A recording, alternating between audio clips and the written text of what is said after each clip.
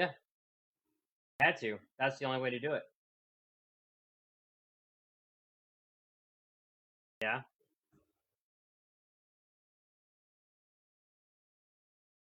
That's because I deleted the video.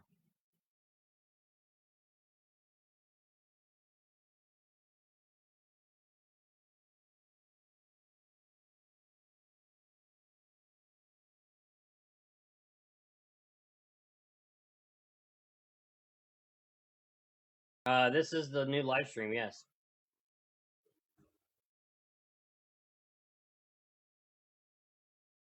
That's because I deleted the video.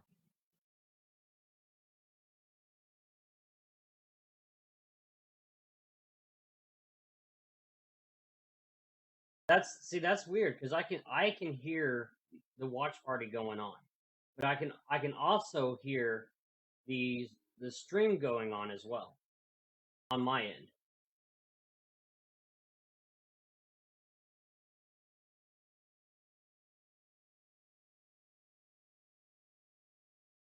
See, they can. See, somebody said that they can hear me.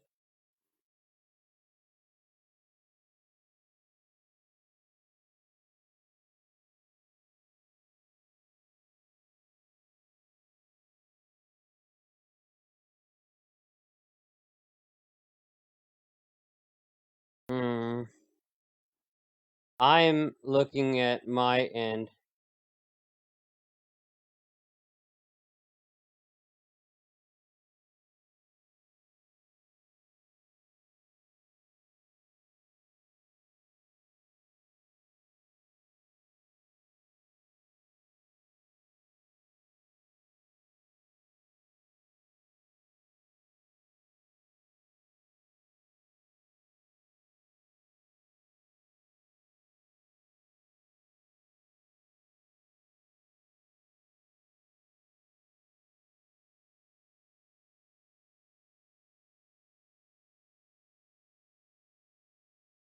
This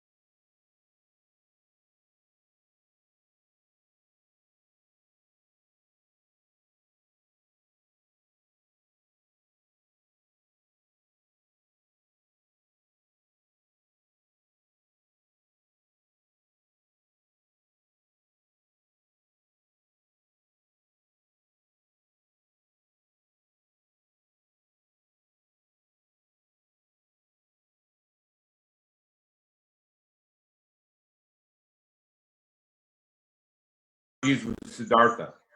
Yeah. Faith, do you guys volume up on your watch party? Because I think I can hear some of it. Turn it up or turn it down? No, turn it off on the watch party because I think I'm hearing part of that. All right, is it better now? Yeah. Are we good? Yes. I don't know if we're good or bad. That's kind of a moral conundrum, but still. People still can't hear us. That's a problem. Oh, they can't hear us. Nope. Wow. See, I told you I couldn't hear us, but you guys were saying you could hear us. Well, we've got comments over on the comments. One person says she can't hear us. Jamie Maham just said we're getting audio now. So they weren't getting audio, now they are getting audio? All right, a couple of people got it now. Yay. All right, we're back. Yay! That's all right, because in the current project, Brian, we're going to still be talking about, I think, that series. So we'll do that. We'll elaborate a little longer. I just asked, yes, Tatiana, who's an actress. She did a great job of, she read my script. Tatiana was very nice and wrote this really detailed feedback. You guys love that when you ask someone what they think of your writing, and for a majority of the time you'll get back, oh, that was awesome. And you're like, wow, I was kind of needing a little bit more feedback. But then every once in a while you get that one person who literally gives you what you need, which is like that detailed feedback kind of thing going on. Can you guys relate to that or even hear me? I'll let Faith answer that. I can hear you, but I'll let Faith go.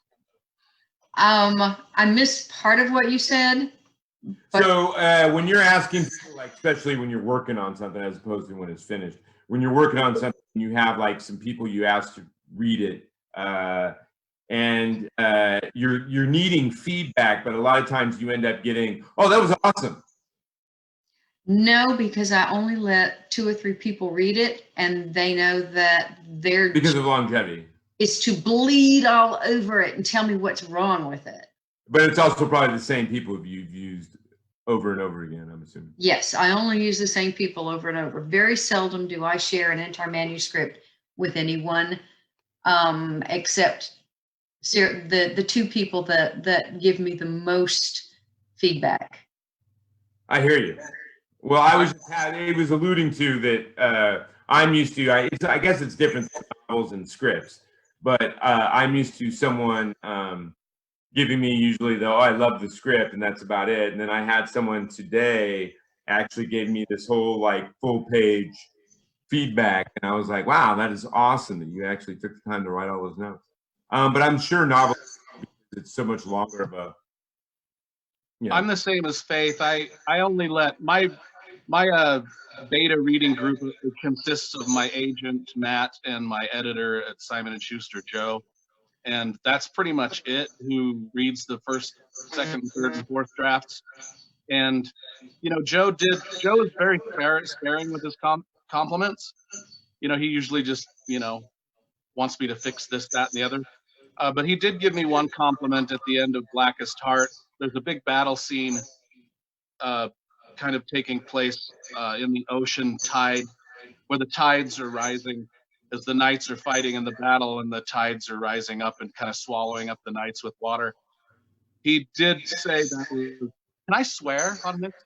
You can swear, yes. He said at the end of the chapter, at the end of that battle scene, he wrote in the margins, that was fucking awesome. So that made me feel good, because he'd never complimented my writing ever prior to that. Hey, no, I mean, I think you're great at writing fight scenes. I think I've given you that list of people I think write great fight scenes. Of Lawrence and Miles Cameron and a few others. There's one guy, I won't say his name, but there's one guy I just got done reading. Great imagination as far as world creation and characters, but his fight scenes were so badly written that it was kind of killing me, because it's fantasy and you got to be able to kind of write a fight scene.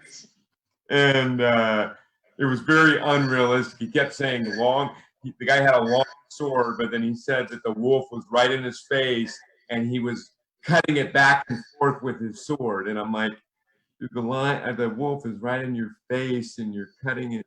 How the heck are you gonna cut a wolf's face if it's literally inches from your own, man, with a sword? But it was, but I'm kind of that's takes me out of the world. Although that guy was very talented as far as world building. Now, Faith. Yes. What is a project? Because I know you have like 3 or 4 series, right? I'm pretty sure. I have now 4 series as Faith, and then I have 2 series as Gwen, 1 series as Gary, and quite a few standalones. I'm going to touch upon that in the second half. The whole using different names part that always throws me off. But Miles Cameron does that. I didn't even know that. I read his first 2 fantasy series, and then I find out he had like 10 more books before all that. They were historical under like a different name, and I was like, wait, what? But it was strange. But anyway, Faith, so what series in the last couple years did you either start working on that you were just overjoyed with what you were able to accomplish with it? In the last couple of years, the only new thing that I have done is a short story called People of the Bones. People of the Trees. People of the Trees, and then the new shiny, which is Junkyard Cats. And Junkyard Cats takes me completely out of fantasy and puts me into contemporary sci-fi after World War III. Okay, I love you. I don't want to talk to Junkyard Cats yet because I'm going to do that when we do current. Okay. Because that's very current for you, Junkyard Cats. But that's the only thing new within the last couple of years. I've been working on. What was the first series? 5 or 6. That's the Selwood series. But Selwood series, and I think we talked about that last time. But it's a little more straight fantasy, isn't it? It is contemporary paranormal police procedure. Oh, that was what it was, paranormal, as opposed to more of the fantasy. Yeah, it's a paranormal police procedural, and is a little bit more cop-ish, good guys, bad guys than Jane, because Jane Yellow Rock tends to be more of the ambiguous. Anti. And she's got a lot of gray shades with the people she hangs out with. Yeah, Jane is multi-dimensional and sort of scary sometimes. Well, I always think of her as like the female version of Dresden. Yeah, well, that would fit. Although I will admit, when I was initially writing the first Jane Yellow Rock book, which was Skinwalker, the only thing I could think of to say that would have been an influence would be Lee Child's Jack Reacher. Jane was supposed to ride off into the sunset and fight evil elsewhere, and instead she stuck around New Orleans, and that did surprise me. Because it was very popular. Yeah, it was very popular. And, except that less of a wizard and more kind of shamanistic, but. Yeah, Jane is a Cherokee skinwalker in the version of skinwalkers that is pre-white man, where after the white man came, all the mythos of the American peoples was trashed, and if you practiced magic according to Native American tradition, then you were a witch. But before that, before the white man came, many of the magic users were good people. Most of them were good people, and leaders of the tribes, or led the warriors into battle. Shamans, yeah. Yeah, or were healers, right? They're the wise elders. But awesome. So Brian, we're gonna, for the people that missed it and said our sound was off, we're gonna kind of touch base with what we were talking about, because it fits also your current. Your current is 6 months ago, the second book, Blackest Heart, came out, and you were telling us about the over-enthusiastic love. It was the editor or agent? My editor. your editor had on a climactic end battle with men in knights, men in armor in the middle of battle, having the water of a, I forget what it is, ocean, right? So it's rising and enveloping them. Yeah, so the inspiration for that scene was when I was a kid, I always wanted to have knights in shining armor battle great white sharks, and I kind of found a real world way that it could happen, and that was when I was I wanted to visit France, and I wanted to visit Mont Saint Michel, which is a big fortress out in the ocean that's surrounded by the ocean. But when the tide recedes, you can walk across the sand to this fortress. But then when the tide comes back up, it comes up really fast and it swallows people up and just carries them out to sea. And so I had a battle set on the sand. When the tide was out, the battle started on the sand, and then the tide came in. This is slight spoiler warning for book 2 that this battle takes place. But yeah, the sea. But you do it so well, they would still want to read it, dude. I mean, you're leaving a lot of details and smaller emotional battles and fighting battles going on during that battle. Yeah, but the climactic scene of book 2 was that the battle starts on the sand and the sea rises really quick, and the great white sharks swoop in and wreak havoc amongst these knights in shining armor that are drowning and trying to shed their armor and trying to fight each other. Plus now they're trying to fight great white sharks. And it's a pretty bloody battle that goes on for 4 chapters with a lot of different characters' perspectives. I mean, you're a great writer, Brian. Both of you guys are great writers. I've been friends with Faith for probably over a decade now. Although me and you do, when I was a kid, I imagined super hot weather trying to rescue me. I think that's what I think that was my image. But you can put it in a story. There's nothing stopping you from putting it in a story. Yeah. I try not to be. My stories are filmed, so I try not to be in front of the camera as much as possible. So, but I do have the feature we're going to be shooting this year. Several very badass, kick-ass ladies in leather. So it's I'm sure we'll get to it.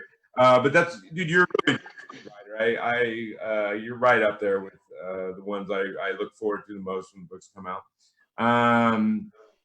Now, Faith, let's jump to you real quick on your current project. I would have to say it's got to be the #1 thing on Audible.com, Junkyard Cats. That was pretty exciting when the AP released that it was. I'm still giddy. Yeah, well, I'm sure because and not only is it accolades as far as your ability to write, because they're hearing it, and kudos to whoever did the voice for the audiobook. Christine Vam, and she is marvelous.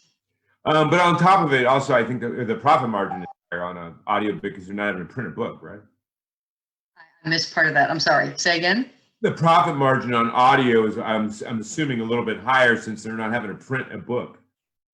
Well, now remember they have to pay their editors, because when they're taking when it is an Audible original, they do the editing, and there's a lot of formatting that's involved and different style of editing when it's going to be an Audible original. Plus they've got to pay the reader, the person who does the performance. And in my case, as an Audible original, this was given away free this month for any Audible member who wants it. They get 2 free titles a month. So this was one of their free titles. So I don't know. I think when you give something away, your profit margin tends to take a nosedive. But at any rate, but it is good promotion towards. I'm assuming they have links back to your books based on the Audible page. I haven't seen that, but they may. I mean, I don't know if that's the case or not. Or it was a benevolent thing you were doing to kind of just throw it out there. Well, what a great way to introduce a new series, you know? I mean, you've got it's getting all the attention from Audible and they're putting all their money behind it to advertise it. Oh yeah, I'm tickled pink. Free promotion is good. Absolutely. Yeah. Yeah, and sometimes you got to do that. I mean, like I've done that from a film standpoint, where I've done free work for young and upcoming people, Right. and it's always whether you do things like that for your own reason or just to help people. It does both always. So it's always a balance of giving is allowing you to receive. So, Yes. but that's awesome. I'm very excited for you. Faith doesn't normally do this, but she was literally messaging me going, I have exciting news. Boom. With the audible.com listing. So I can tell that she was super passionate and excited. Yeah, I don't usually make a big deal about it. Oh, my I face. made it. Your audio just went out a little bit, Faith, for like 2 seconds. I said I don't usually make a big deal about it, but that's an absolute lie. I get so excited when I hit lists and numbers. So Very cool. Well, I'm the same. I don't know if you remember back in July when the Forgetting Moon, I'll hold it up again. When the Forgetting Moon on Audible, they did the daily deal for the Forgetting Moon, and it rose up to, it didn't reach #1, but it reached #2 right between Michelle Obama and the Reese Witherspoon book club book. It just that couldn't- is a great place to be. Yeah, it just couldn't push the Reese Witherspoon book out of the #1 spot, and it stayed like that for about a week. And I was screenshotting it and putting it on Facebook and Twitter and Instagram, and oh yeah, I know how it feels. I will admit, yeah, I did the same. I know. I felt the same way when it went viral of me in that sumo thong, and everyone was just looking at it. Oh my God, I was so excited. Oh, sorry, I couldn't resist. Anyway, okay, so Brian, let's talk about projects, which I'm assuming will probably be the third book. Is that what you're working on now? And or you just said you finished first draft? Yeah, book 1, The Forgetting Moon, came out a few years ago. The Blackest Heart, book 2, came out about 6 months ago. And book 3, I just turned into my editor, and I have not heard back yet. You know, that takes a while. Well, maybe he'll write another margin mark saying, this is fucking awesome, man. I hope so. Now, one of the things is I'm on a 3-book contract, and book 3 ends on a cliffhanger, so that's going to be a problem. No, not really, because I'm sure your sales are good. All I've heard is positive reviews about it. So we're going to have to, he's going to get to the end of that book and be like, hey, it's a good negotiating tactic. the story's not finished. And I'll be like, yeah, can we do another book? We'll see how that goes. So you're writing it, you think it's going to be, what, a 4-book series? As far as I'm thinking 4 books, yeah. the story you're trying. Well, dude, it's called The 5 Angels. It should be 5 books, man. Well, if we would have not written the books so big, we could have broken them up into 5 books. But yeah, but I like them big, man. Yeah, my editor said you've written 2 novels, but they're the equivalent size of about 7 novels. Well, I mean, like I like the Warhammer Heresy series, Horus Heresy, and but I have a hard time. I have to wait forever and a day for them to come out in paperback because when they put out the bigger paper hardbacks, they want $30 for them, and they're like 300 pages long, like 250 pages long. I'm like going, I'm not paying $30 for 250 pages, man. Yeah, only $25 for this one. Yeah, but I mean, I don't mind paying $25 when I see 1,000 pages. Yeah, when I see 500 pages or above, I don't mind paying that. When I see 250 pages and they want $25, then I'm like, there's no way I want to pay $25 for something I'm going to read in like a day and a half. You know, I want to get at least like 5-6 days out of that bad boy. You know what I mean? But so I love that you're big. Or it'd be like, if you guys remember Roger Zelazny, he had really series. He had really small books. They're more novelettes, like 180 pages, 200 pages. But they were always less expensive. You know, they always charged like I think I think normal paperback was $9.99 back then, or something, $7.99, and I think he charged like a couple bucks less than that, or whatever. But great author. We're going to talk about that in the second half, though. Now, Faith, let's get back to you. What is a future project coming up that you are super amped about and makes you want to get in your little what do? You're not canoe. Again? My kayak? Yeah, your kayak. Yeah, there you go. You get in your little kayak and swim all energetic all over the place. Well, I'm not doing a lot of kayaking right now because I've got your arm, an injured neck, arm, shoulder, and hand. But the project I have going that makes me want to sit in my writing chair and write is book 14 of Jane Yellow Rock, which I started this week. And I am on, let's see, I forgot to write down how many words I did today. But I think I'm right around 3,000 words. So I'm beginning to get a feel how the book's going to go. And this may or may not be the last one in the series. So that's enough to keep me really excited and really ready to sit down and write every morning. Do you guys ever have that issue where, especially when it's something where you're having to create so much of a world, whether it be races or characters or just the world iconic, you know, how it works, religious or political or militarily, where in the beginning, man, it's like really slow going, even if you have it outlined, because you're literally having to stop and create in your head the whole world you're trying to work in before you can really feel the flavor of the dialogue or feel the flavor of the characters. And all of a sudden you hit a point where that world has been built up enough in your head where all of a sudden there's finally a little click where all the writing starts moving a lot faster. Well, with me in world building, if I find something that's stumping me, like maybe I don't know enough about horses or whaling ships or something, I'll just put a little note in the margin saying research whaling ships at some point, but then I'll just keep writing past that. And then when I do my second draft, I will go ahead and fill in some of those details on like some stuff that I don't know, like gold mining or any number of things that have been in my books that I really wasn't familiar with. You know, how glaciers work and I did the research later, but I just put a note.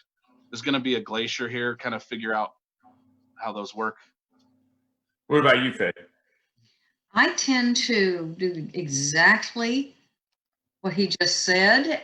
And for me, it's not the world building that makes it click, it's the character's voice. The minute that I in my head and it clicks, then I'm ready to keep writing. And all the other stuff is just things I have to do to make the conflicts and the plot continue to get worse.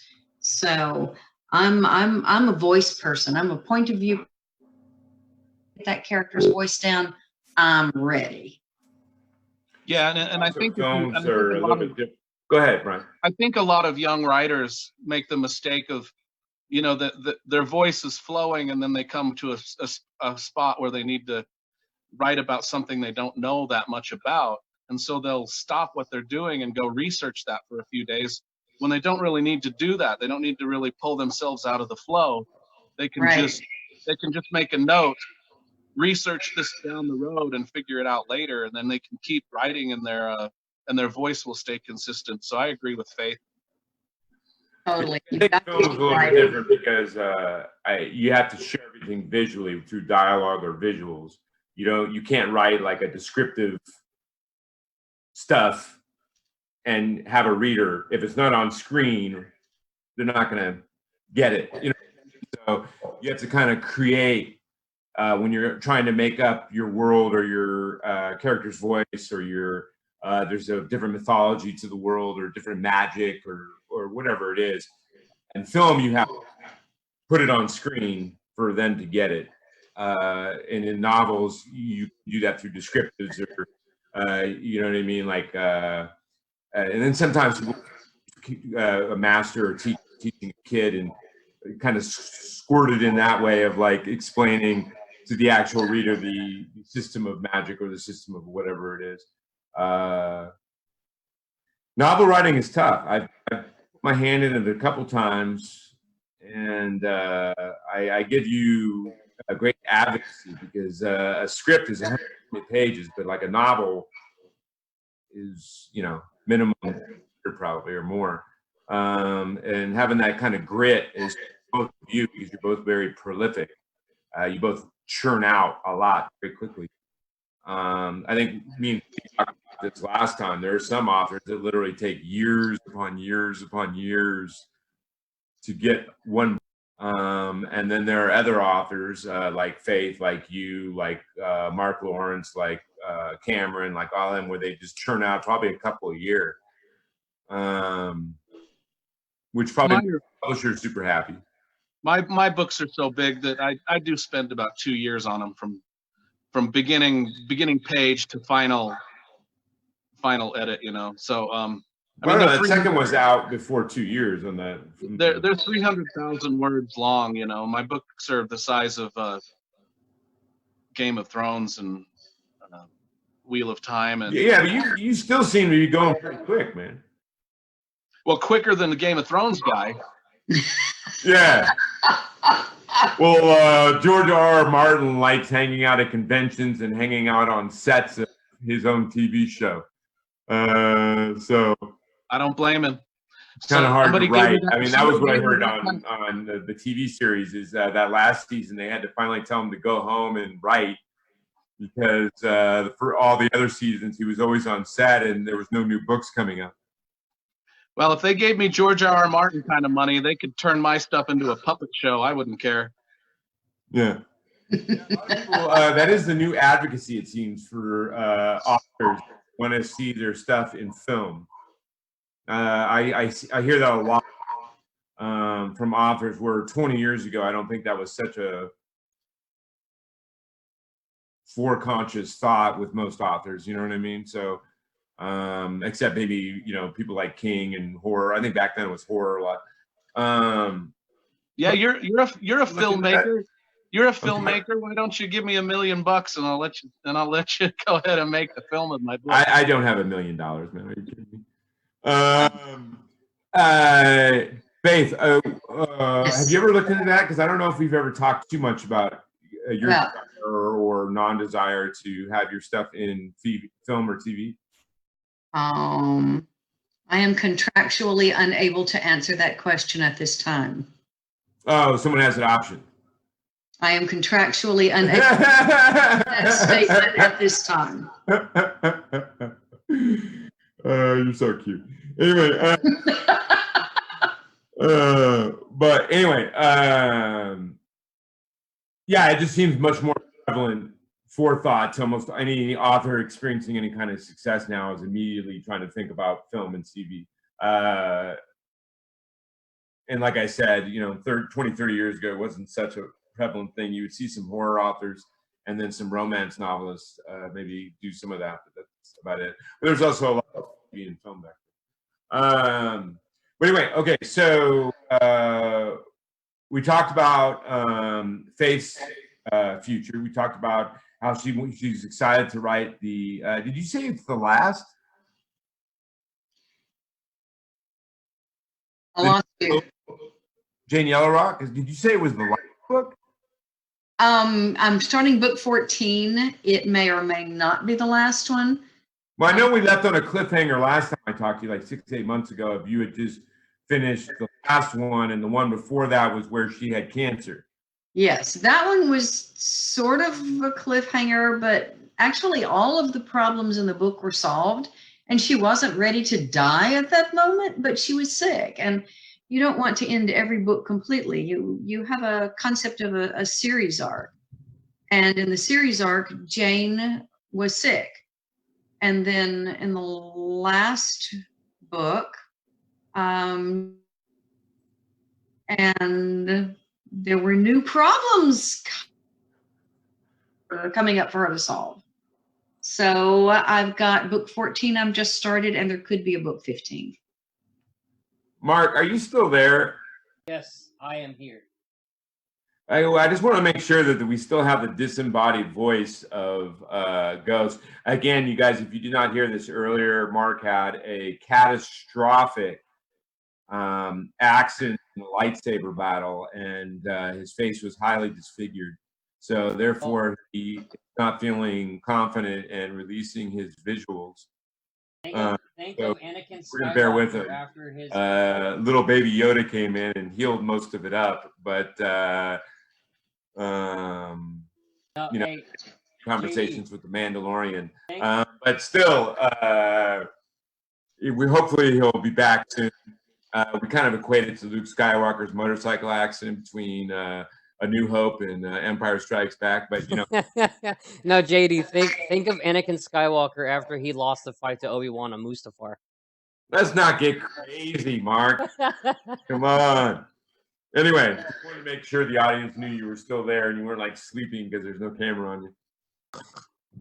So what we're gonna do, you guys, we're gonna take a little 5-minute break. Let my guests get a drink, all that stuff. Let you guys take a break, and we're gonna come back in 5 minutes, and we're gonna talk about all the authors we love from the past, and then we will current on, and we will finish up, wrapping up what's going on in our two authors' amazing lives. So stay tuned. We'll be back in 5. Lola, can you say back in 5? Back in 5. You've been watching StormCrow, Dreamers, talking to dreamers. And then you guys just don't connect your link. Just go take a break. He'll put up our little black screen for 5 minutes, and then we'll come right back on.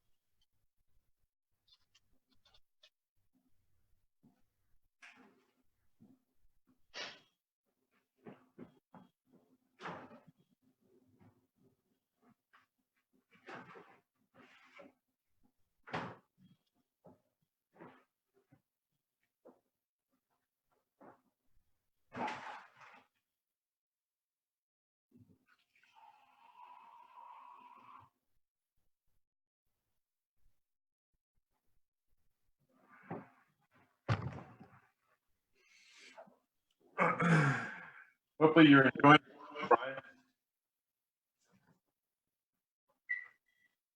Yeah, it's good.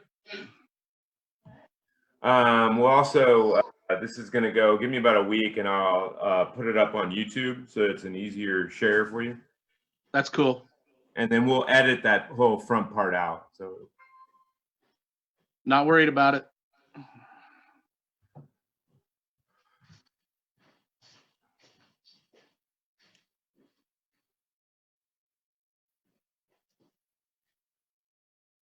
okay, Mark, you there? Mark. I'm here. Faith is here if you can hear me. Yeah. Okay, let's get back going. And then, Mark, can you make sure you edit that whole front part out? Yeah, I have to do that after the video. Yeah, I know. Thank you. And then Faith, up on Yes. YouTube in about a week. What in Right. about? I said I'll put it up on YouTube in about a week so you can. Okay. All right, so Um, there you go. okay, guys, are we back in, Mark? Yeah, we're live. Okie dokie. So we left talking about both of our authors, our guests, work that they have done in the past, they've done currently, and or they hope to do rather soon. I think Brian is in the midst of waiting for feedback on his third book in his trilogy from his editor, and Faith is in the midst of working on her 14th Jane Yellowrock series, which was that was your first series, right? No, it was my second series as Faith. The Rogue Mage series was first, and then the Jane Yellowrock series, and then the Soulwood series, which was an offshoot or spin-off of the Jane Yellowrock series, and then now Junkyard Cats, which is totally different. Yeah, let's talk about this since you just mentioned it a second time. Why do authors write under different names?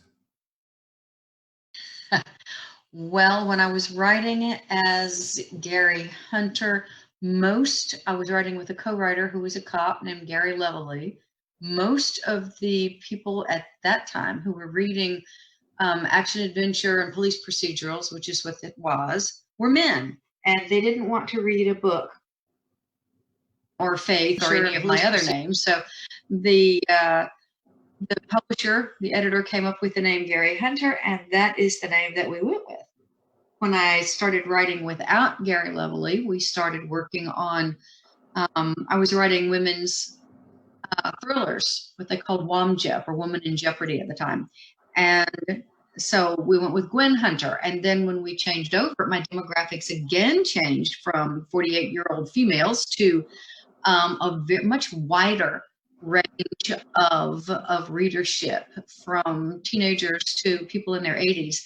And so Faith Hunter, which is also my name, became the new name. And then when I went into sci-fi, they felt I was big enough to maybe keep my name, so I didn't have to change this time. So mostly it's readership, demographics. It's a marketing thing. I got you, because I'm just going to stick with Glasscock.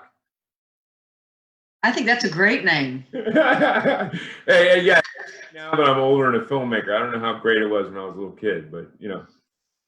I can see you got picked on, yeah. Yeah. Oh, you think? A little bit. Yeah. I never liked my last name. Durfee. I've never liked it, but the older I've gotten, the more it's grown on me, and I am the only Brian Lee Durfee in the world, so there is that. Yeah, there are no others. Well, I mean, there are other Glasscocks out there, so I won't say that. But no, I think your name is fine. I just was confused. Like when I was, I think I mentioned Miles Cameron. Okay, so when I was reading his first series, they were even saying this is his first series when they were describing the series as if that was his first books ever written. Then I now literally after I just finished his second series, that literally he had like 12 historical fiction books under another name before he even started writing fantasy. So I was just like, wow, that's just very kind of confusing. But now, isn't there a time where if an author becomes big enough that they want to then go back and change the moniker to their more well-known moniker, even if it was old books, to see if they can push some sales in the old books? Or That's what they did with Dean Koontz. Dean Koontz, he wrote a pseudonym as well. He wrote under a lot of different names, and they brought them all back under his Dean Koontz. Well, he did write one book that it was turned into. I think it was what was the film was. It's Alive with Rowdy Roddy Piper. I think was based on a Dean Koontz novel, and that's where one of the best lines ever in a film. I like chewing bubble gum and kicking ass, and I'm all out of bubble gum. And that was his line in that film. Is where I don't know if you guys ever saw that. It was like the early '90s or late '80s, where he everywhere he looked, he could put on these glasses and he would see aliens that were just disguised as humans. So I don't know. You should watch it just for kicks. It was a funny movie. Very 80s film. But okay, so Brian, you do not plan on having a pseudonym, right? Well, I don't plan on it. So. But if you all of a sudden start writing female romance novels, then you're going to be like Martha Durfee. Yeah, maybe so. I don't have any inkling to write romance, but you never know. Yeah. I did have a sex scene in book 1, and it was the only scene that the editor cut out. That was the only cut he wanted me to make in book 1, and was that because he just didn't want a sex scene, or he thought you wrote the sex scene badly? He was trying to save me the embarrassment. I know it. Yeah. Oh Lordy. Okay, so let's get on to what we were going to do. Okay. Mark, you still awake? Yeah, I'm here. Okay. Just testing you guys. That is our disembodied ghost co-host. Yep. Just to let you know out there where that voice is coming from. Faith, what is a book or an author you read when you were younger that really inspired you? McCaffrey. And McCaffrey, Dragons of Pern, yep. Dragon Riders of Pern. Pern series were just like, they were a new world for me. Loved it. Yeah, I loved her too, along with, there was another writer who came right after her, heavily influenced by her, Melanie Ron, who also wrote a Dragon long series. It was very, very good. I forget the name of that, man. Oh my God, I read that when I was like... It's The Dragon Prince. Yeah, a teenager. Yeah, Ron. It was very, very, very, very good. Along with, but as soon as, because obviously McCaffrey came before her, and I read McCaffrey, and when I think I had just finished whatever McCaffrey book I was reading, and I saw first book, and I picked it up, and I immediately realized that this woman was heavily influenced by McCaffrey. But a lot of authors, period, but a time period, a lot of female authors were very heavily influenced by Anne McCaffrey. Because isn't she one of the first like huge female authors in the fantasy genre? Probably. Like huge success, huge big for the time period. I think she was. Now, what about you? An author you read when you were younger that really inspired you? Well, I grew up in Sevier County, Utah, and nobody knows where Sevier County is. It sounds about. I mean, it looks about like it sounds. It's pretty severe, remote. And there were no books. There was nothing like that. But, I did come across a book called The Sword of Shannara when I was about 12 or 13 by Terry Brooks. And that was the first book I ever bought with my own money. In fact, I ordered it through the mail. They didn't have any bookstores or libraries in my town, so I ordered it through the mail and to a bookstore in Salt Lake City. And I sent him $5. I sent him $5 and he said, "Will you send me the Sword of Shannara?" And I typed up the letter because I thought, well, if I type the letter, they're not going to steal my $5, right? Because it looks official. And How old were you? it was just about 12 or 13. Yeah. And so I typed up the letter, with an old-fashioned typewriter. For you younger viewers, that's if you don't know what a typewriter is, it's like a steampunk version of a laptop and printer combined. And but I typed it up and I sent them the $5, and they sent me the Sword of Shannara, and I read it, and it opened up my whole world. Yeah, Terry Brooks is very good. The first 2 series I really liked. Then he started just trying to extend it to. Yeah, I loved it. I loved it so much that by the time I was 45 pages into it, I knew for a fact that I wanted to write stories like this of my own. And yeah, then Raymond Feist was good too in his first series. Then I collected Raymond Feist and David Eddings and Catherine Kurtz and Anne McCaffrey and the Dragonlance books, and then I got into Tad Williams when I was kind of older. Yeah, the Bone Chair or whatever. Yeah, and then when I read Tad Williams, it really kind of opened up my eyes to how. Yeah, his first series is really good. It really opened up my eyes to how a writer can use words and language and kind of create art, not just storytelling, but the actual art out of the sentences and paragraphs. Tad Williams really opened me up to that side of writing, and yeah, what's his name is really good at that too. The guy that's got a team now, the God about gods and whatever. Forget his name. But yeah, I mean, authors can do that. Tad Williams gave me a blurb on The Blackest Heart. Who? So, Tad Williams did. Very cool, man. It was kind of cool. He lost me a little bit when he was going into Badlands and a couple other ones, just because it was. Oh, the other land. Yeah, Otherland. It was a little bit like I love. That's one of my favorite. His first trilogy was one of my favorite. Oh yeah. Fantasy trilogies out there, but then he lost me a little bit when he went to Otherland, and then. It was an honor though that one of my writing heroes, Tad Williams, gave me a blurb for my second book. Yeah, it's very, very beautiful, man. It's very beautiful. Yeah, and a couple, and then obviously I grew up on Eddings, Belgorod, and all that stuff. I still read those every other year and still find them to be great. Yeah, and then I haven't read him in probably a decade. I did reread him a couple times when I got older, but and then Gemmel, I like. Legend, stuff like that. He has a very easy read.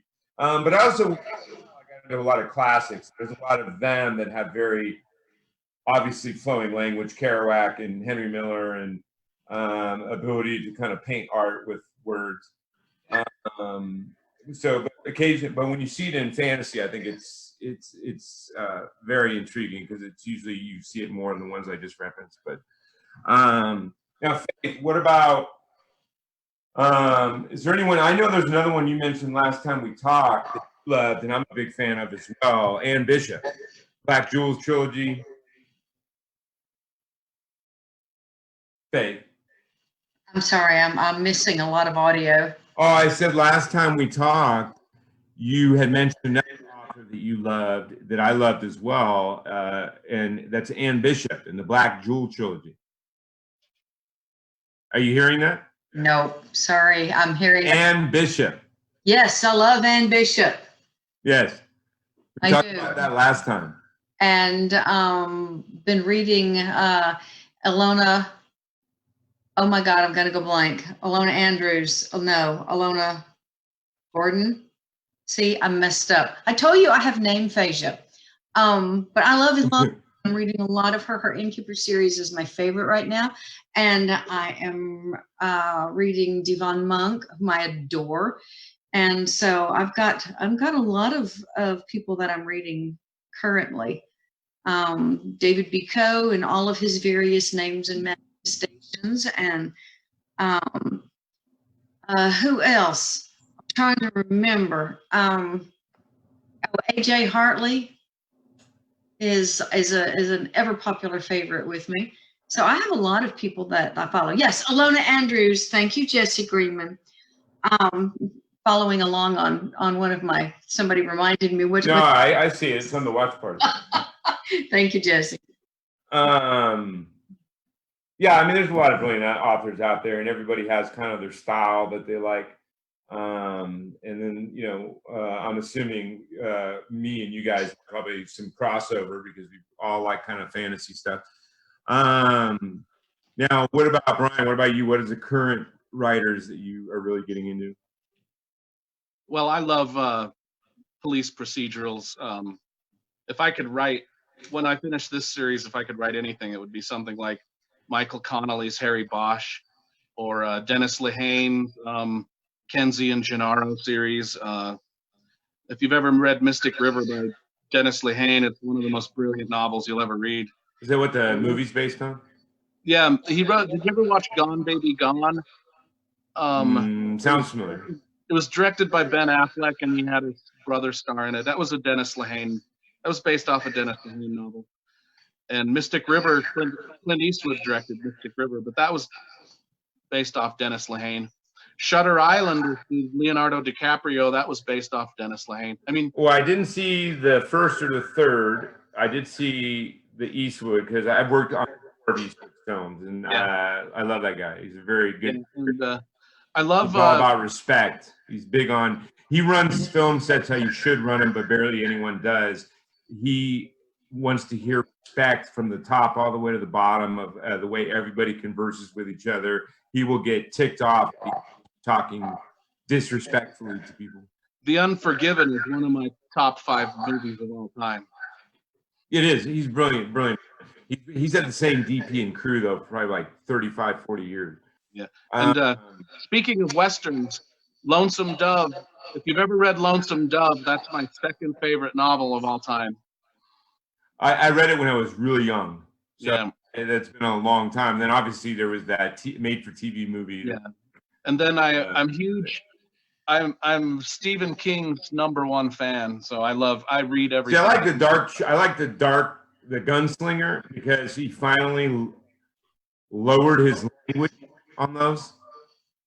A lot of his words, he's so dense in the language, kind of like Asimov, where they get so wordy and so dense, and he'll spend 15 pages talking about that line of trees out in the front. That's fine. I like that. I don't mind that. I love it. I love everything he does. It's a very skilled writer, just not my style. But yeah, I like kinetic energy. I like movement. So that's what I read. I read everything. I mean, I love mysteries. I love historical fiction. I love police procedurals. I love Ken Follett. When I was studying different authors, trying to figure out my own style, I really kind of read a lot of Ken Follett and Pillars of the Earth and the Century Trilogy, and I really like the way he sets things up. I'm not familiar, but I will check it out. I am totally a Ken Follett fan. Yeah, there you go. See, there's a connection right there. And Chloe Neal, I forgot to mention, and Charlene Harris has a new paranormal Western. Thank you, Jamie. I appreciate that. I forgot that. It is a fabulous series. So I'm trying to keep up with everybody, but my brain just doesn't have enough willpower to keep going sometimes. Well, I mean, I do a lot. I try to read about 2 books a week, I would say. I have a working full-time job and all that kind of stuff. But plus trying to, as you know, get your own stuff done and your own writing done. But I'm right there with you. Now, Faith, what are some that have upcoming books that you're excited about? Oh, goodness. Charlene Harris has a new one coming out real soon. Ilona has a new one coming out real soon. Chloe Neal has a new one that just came out. So, there's a new one by a certain author. I don't think I'm allowed to say his name, but it's a thriller, and I can't wait to see that in print. So there's a lot of people that I'm looking forward to reading soon. What about you, Brian? All the series that I follow, I follow the Outlander series. I like reading Diana Gabaldon whenever she comes out with a new one. Tom Clancy, even though he's dead, he's still producing books, and I still collect all of them. So Tom Clancy stuff. All of my favorite writers. I'm still waiting for the 6th Game of Thrones book. I don't know if that's ever going to come out, man. I'm really excited for Brandon Sanderson's fourth Yeah, that's a good series. Stormlight The Archive. Way of Radiance, all that kind of stuff. Yeah, it's supposed to come out in November, so a year from now. So I'm looking for. By the way, I live near Sanderson here in Utah, so we kind of cross paths once in a while, and not a nicer person on the planet. So I wish him all the success, and I think. Well, I mean, he was a perfect fit for taking over Jordan's series. I read after the fact. I went and read some of his earlier series, and then read the series. Obviously, he started right after finishing Jordan's, or kind of in the middle of finishing Jordan's series, the one you're referencing. It's very good. There are some authors I'd love to see come out with a book. The Name of the Wind or whatever, that's literally been like 9 years or like a decade or something like that since the last book came out. And then Butcher. Butcher I love, but holy heck, man, I'm almost dying from old age in between his. He even started like 8 years ago that I loved because it was a different series form. It was about airships and stuff like that.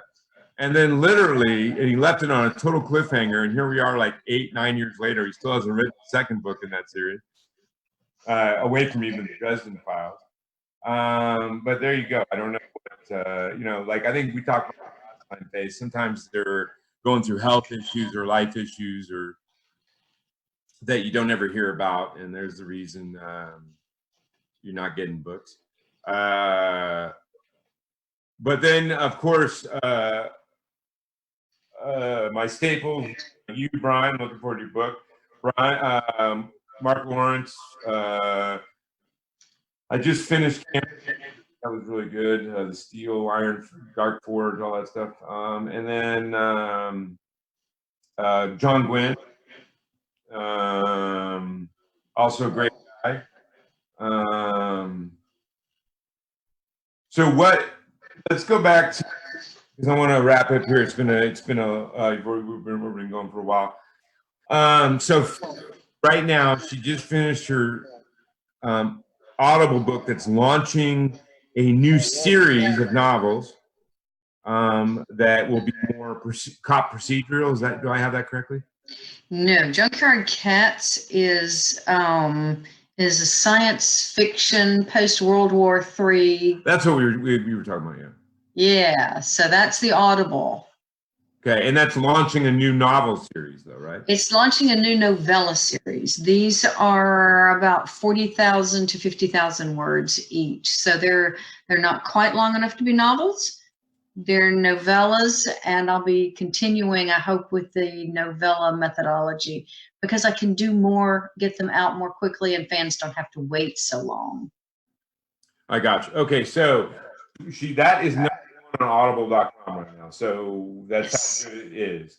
And then that is going to launch her new novella series. On top of that, she's working on her 14th Jane Yellow Rock, the shamanistic skin changer that could save you from some horrific supernatural menace in your neighborhood at any time.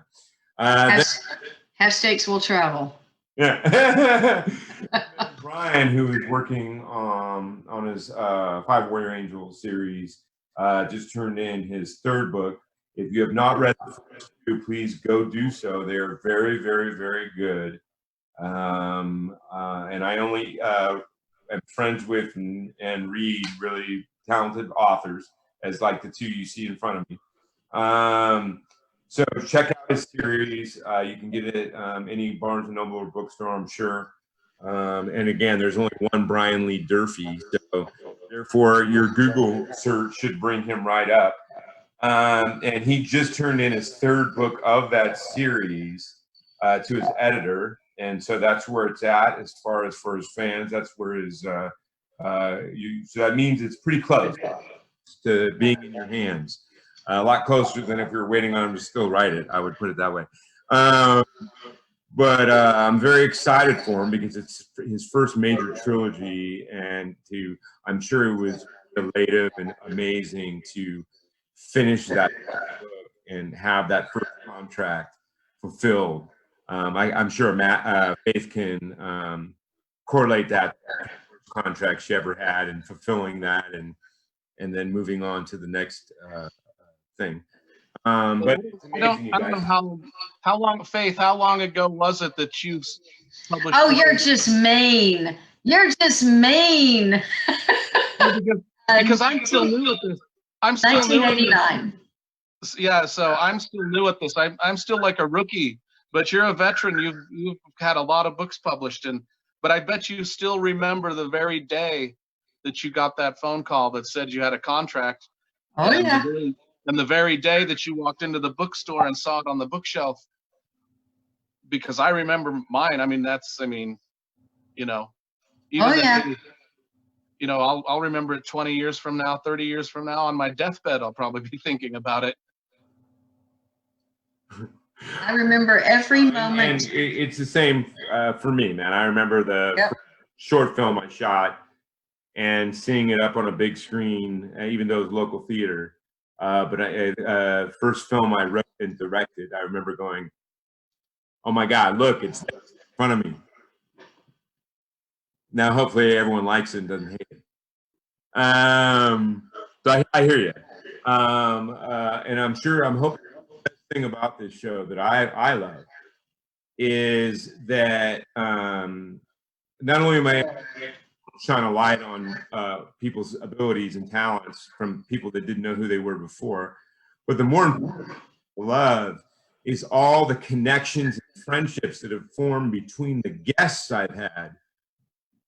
Like Faith still talks to Andrew, I think, and Andrew still says how much he loves Faith because that was who she was a guest with before. And Andrew, if you don't know him, Andrew Anderson, he's a big wrestling legend who's also does some acting and been on Gotham and been on Skittles commercials, kind of stuff. And at first you would think those two people are so opposite, but in fact Andrew is a big nerd and loves fantasy comic books and all that kind of stuff, and they get along wonderfully. And I still see periodically they make comments on each other's posts. Yep, we're good. Yeah. We're buddies. We're Facebook buddies. We talk back and forth all the time. Yeah, and to me, that's happened a lot with all my shows, and to me, that's that I saw a connection form through my show being the vehicle, and friendships, support, both broadening their support cast around artistic endeavors, and to me, that's the beautiful thing. Here, come here. Sorry, I was ignoring you. Come here, Lo. Okay, guys. Amazingly, we're coming to an end. We have had an amazing conversation with two amazing artists, authors. Please go check out their stuff. Five Warrior, Ryan Durfee. The first two books are out. You can get them. You can order them online. You can go to a bookstore. Faith Hunter, over itinerary list or the novel list of all of her novels because that's a long list. But Rogue Maid series with the Jane Yellow Rock series I just mentioned, she's working on the 14th book for. You can order all those books, and then her new audible.com #1 audiobook, Junkyard Cats. There's some mean dogs in that don't like the cats, but we'll elaborate as you check it out. But anyway, it's beautiful having you both. I know that you're both gonna find whatever success you want to. I know you love your job, Brian, but hopefully the series blows up for you enough where all you have to do is write. Yeah, I love my job. I still keep my day job, and I work in law enforcement, and I love it. Like I said, I take part in running all the libraries at the state prison here in Utah. And don't you do things like bring in authors to? Yeah, I brought in I brought in James Dashner, the guy that wrote The Maze Runner, and we put on the first ever in the history of the universe prison Comic-Con. And we had all the inmates watch all the Maze Runner movies.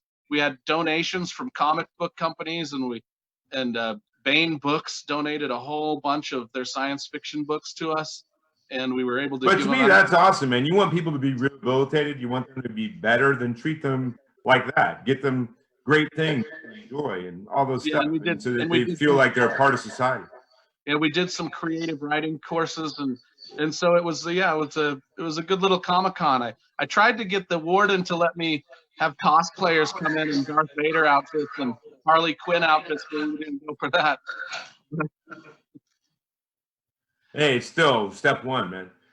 Yeah. Guys, love you both. Love both of what you're doing, and I want you to keep doing it. I love the audience out there, and I thank you for your time, whether you're watching it now or you're watching it earlier or you're going to watch it in the future or you're going to do all those things. Big thanks to you. Big thanks to the invisible host, Mark. As soon as his disfigurement from the lightsaber accident gets taken care of, he'll be right back up on another show. Next month, I think I'll be having my producer of my upcoming feature as guest, Angela Duncan. So, Brian, that was the person you should talk to. She works with a lot of writers and getting their novels turned to films. But it should be fun. But it's been an awesome night, a beautiful night. Big love all to you. Remember to always keep dreaming, because what are you watching? You're watching StormCrow, Dreamers, talking to dreamers. Big love, big beautiful energy. Big love back, darling. Yeah. Yeah. Thanks. Thanks, keep JD. working on whatever you're working on, and you out there keep dreaming and aspiring, and let these people inspire you, but you also inspire yourself to follow and pursue your dreams. Big love. Have a good night. Night, everybody.